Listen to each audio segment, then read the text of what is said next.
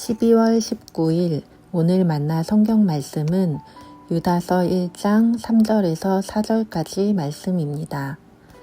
사랑하는 여러분, 나는 여러분에게 우리가 함께 가진 구원에 관해서 편지를 써 보내려고 여러 가지로 애쓰고 있었습니다.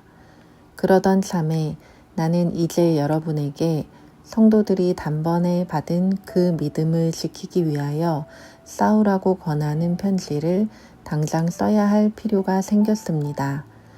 몇몇 사람이 몰래 숨어들었기 때문입니다. 성경에는 그들이 받을 심판을 옛날에 미리 적어 놓았습니다.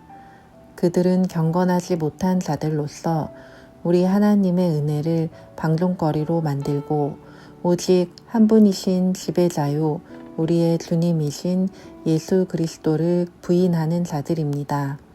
아멘. 오늘 만나로 만나주시는 하나님을 기대합니다. 자녀를 양육하다 보면 어린아이의 말을 듣는 즐거움을 경험할 때가 많습니다. 아이의 짧은 발음이나 귀여운 말실수에서 나오는 재미있는 표현들을 듣고 있을 때면 웃음이 지어질 때가 참 많죠. 때로는 쉴 새 없이 떠들어대는 아이의 이야기를 듣고 있는 것이 인내심이 필요할 때도 있지만 그래도 그런 경험까지도 참 소중하다는 생각을 하게 됩니다. 그런데 제가 아이와 함께 하다 보니 말을 잘 들어준다는 의미에는 더 깊은 차원이 존재한다는 것을 배우게 되었습니다. 내가 진정 어린이의 말을 잘 듣는 사람인가를 알아볼 수 있는 좋은 기준은 내가 어린이의 말을 듣고 나의 생각과 행동을 잘못된 것이라고 인정하고 바꿀 수 있는가 하는 것이더라고요. 간혹 어린이의 눈에 보여지는 날카로운 진실이 있을 수 있습니다. 예를 들어 제가 첫째에게 이유 없이 동생에게 짜증내면 안 된다고 꾸짖었는데 첫째가 대번에 아빠도 지난번에 나한테 똑같이 그랬잖아 하는 말을 하는 것입니다. 그 말은 한치의 오차도 없는 진실이거든요. 그 진실이 마음을 때로 불편하게 할 때가 있습니다. 그래서 때로는 버럭 화를 내서 그 소리를 적당히 뭉개버리고 싶은 마음이 들 때도 있죠. 하지만 그렇게 해버린다면 그건 어린이의 말을 진정으로 듣는 것은 분명히 아닐 것입니다. 어린이를 온전히 인격적인 존재로 바라보는 것도 아니겠죠. 어린이의 말을 진정으로 듣는다는 것은 그 말이 내 마음을 불편하게 하는 그 순간에 자신의 잘못을 인정하고 사과를 건네고 나를 바꾸는 선택까지 할 수 있어야 하는 것입니다. 이런 생각이 들고 나니 자연스레 하나님과의 관계까지 생각이 확장되었습니다. 하나님을 하나님답게 섬기고 관계한다는 것은 그분의 말씀을 잘 듣는 것이겠죠. 그럼 하나님의 말씀을 잘 듣는다는 것이 무엇일까요? 단순하게 생각하면 매주 예배 시간, 설교의 자리 앞에 나오는 것, 또 내가 통독을 하며 말씀을 읽어나가는 것, 이런 행위를 하는 것도 말씀을 듣는 것이라 표현할 수 있겠습니다.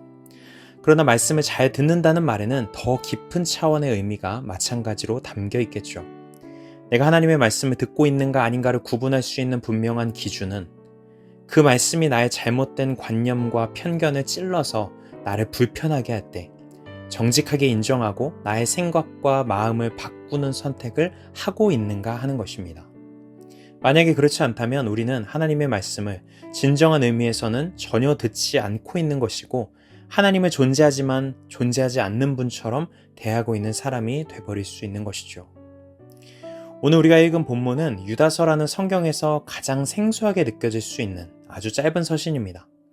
예수님의 제자가 아닌 예수님의 형제라고 알려진 유다가 믿음의 공동체를 향해 보낸 편지이죠.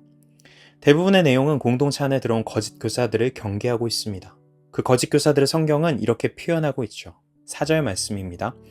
그들은 경건하지 못한 자들로서 우리 하나님의 은혜를 방종거리로 만들고 오직 한 분이신 지배자요 우리의 주님이신 예수 그리스도를 부인하는 자들입니다. 여기서 우리의 주님이신 예수 그리스도를 부인하는 자들이란 신앙 고백상의 문제가 아닙니다. 교리적으로 예수님을 부인한다는 말이 아닌 것이죠. 도리어 그들의 삶의 행위의 문제였습니다. 예수님을 믿는다고 하지만 그의 구체적인 삶과 행동 속에서 전혀 주대심이 드러나지 않는 모습들, 그의 통치 아래 살기를 거부하는 모습들을 보이고 있는 실천적 무신론자들이었던 것이죠. 오늘 말씀에서는 이런 자들을 향해 하나님의 은혜를 방종거리로 만드는 사람들, 다시 말해 그 은혜를 값싼 은혜로 왜곡시키는 자들이라고 말합니다. 은혜를 가볍게 여기는 것, 하나님의 사랑을 내 뜻대로 오용하는 것, 주님의 주되심을 말로는 고백하지만 삶의 주도권은 끝내 내 손에 쥐고 있는 것. 이 모든 것이 하나님의 말씀을 듣지 않는 태도이며 그리스도를 삶으로 부인하는 길이겠죠. 사랑하는 성도 여러분, 오늘 말씀 앞에서 우리의 모습을 돌아보면 좋겠습니다. 유다가 경계하고 있는 거짓 교사의 모습과 오늘날 우리의 모습 사이에서 기시감이 느껴지지는 않으신가요? 경건의 모양은 유지하고 있지만 정작 말씀이 내 삶을 불편하게 흔들어 놓을 때 말씀 앞에 멈춰서서 나의 사고방식과 행동을 조율하기보다는 조용히 피하거나 적당히 합리화하는 선택을 굳혀가고 있지는 않으신가요? 우리에게 주어진 하나님의 말씀은 단지 듣고 흘려보내는 소리가 아니라 우리의 마음을 새롭게 빚어내는 숨결입니다. 그 말씀 앞에 불편해질 수 있는 용기를 내어 기꺼이 나를 낮추고 돌이키며 다시 하나님의 뜻을 향해 걸어갈 수 있다면 그것이야말로 오늘 말씀이 경계하는 거짓으로부터 조금씩 돌아설 수 있는 길이겠죠. 오늘도 우리 안에 말씀하시는 주님의 음성에 귀 기울이며 그 말씀에 따라 우리 삶을 다시 정돈해가는 은혜의 여정을 함께 걸어가면 좋겠습니다.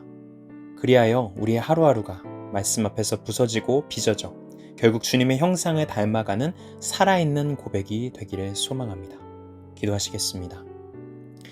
말씀 앞에 우리를 세우시는 하나님, 주님의 음성이 때로는 우리를 불편하게 하고 아프게 찌르기도 하지만 그 말씀이 우리를 다시 살리고 새롭게 하시는 줄 믿습니다. 주님의 뜻 앞에 머무를 용기와 주님의 형상을 닮아가는 순종의 은혜를 우리 가운데 허락하여 주시옵소서. 예수님의 이름으로 기도드립니다. 아멘. 이제 두 가지 기도 제목을 함께 기도합니다. 첫 번째로 오늘의 말씀에 따라 기도하겠습니다.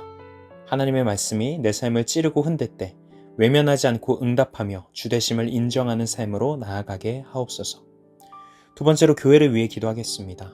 우리 교회가 하나님의 말씀 앞에 겸손히 엎드리고 주님의 주되심이 삶으로 드러나는 정직하고 진실한 공동체가 되게 하소서.